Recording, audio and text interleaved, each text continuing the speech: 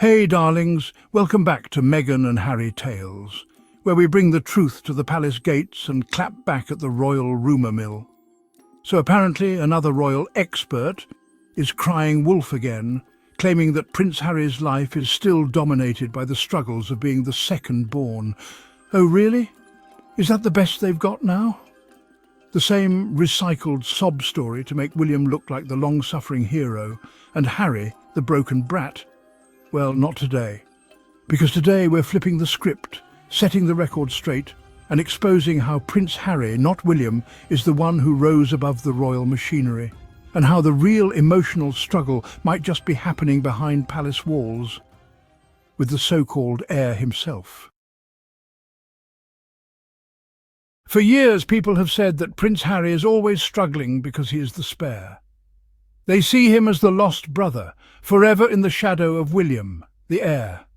Newspapers and television shows love this story. It feels familiar, even comforting in its simplicity.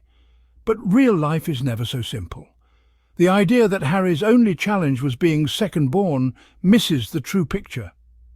In fact, the label spare is a heavy one, but not for the reasons most imagine. It is not a life of constant defeat, but one of searching for meaning beyond duty.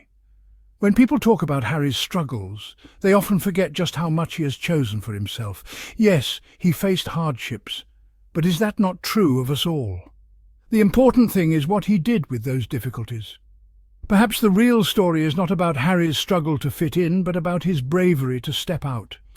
The world saw his pain, yet he turned his spare status into an opportunity for change, growth, and love. Prince Harry's journey was never straightforward. As a young man, he lived under rules he did not write. He wore uniforms, gave speeches, and smiled for cameras. But inside, he often felt restless. He saw that being royal meant living on a stage every day with lines already written by others. But Harry did not accept this quietly. He began to look for purpose elsewhere. He served in the army, travelled the world, and met people from every walk of life. Each new experience chipped away at the walls of the palace and opened up his mind. Meeting Meghan was a turning point. With her, Harry found someone who understood his need for honesty and freedom.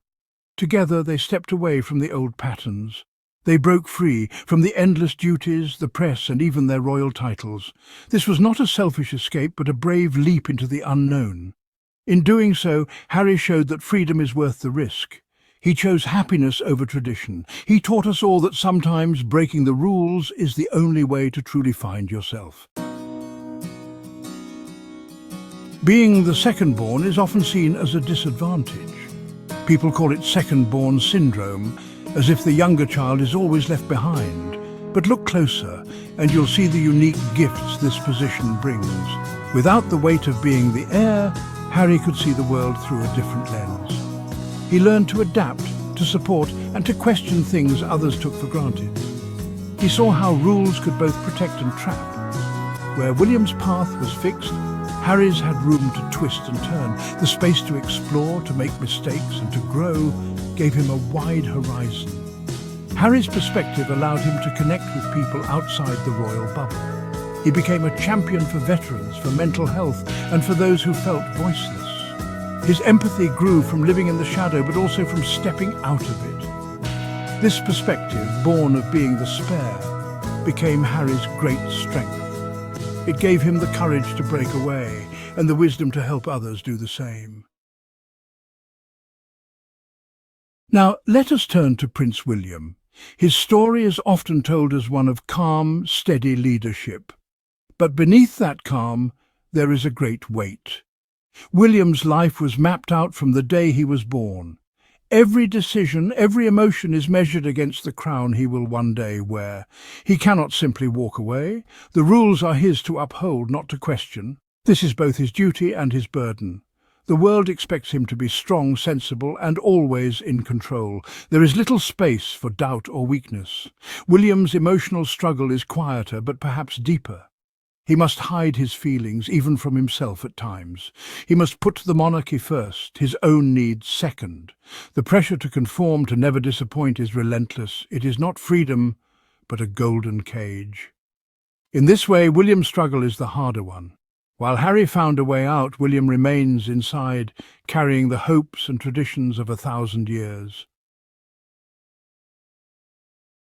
While William lives behind palace walls, Harry has become a new kind of leader.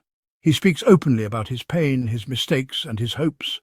This honesty is rare in royal circles. It is also powerful. People listen to Harry not because he is royal, but because he is real.